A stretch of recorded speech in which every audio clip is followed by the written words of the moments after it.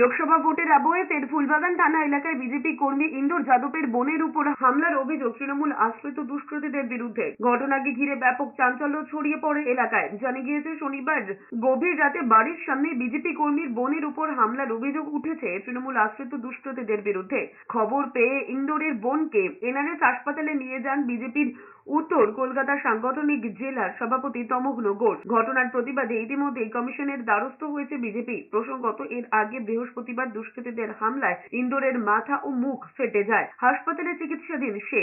এরই মধ্যে আক্রান্ত হয়েছেন তার বোন। পুলিশ সূত্রে খবর, ইন্দোরের উপর হামলার ঘটনায় ইতিমধ্যেই 3 অভিযুক্তকে গ্রেফতার করা হয়েছে। বাকিদের খোঁজে তল্লাশি চলছে।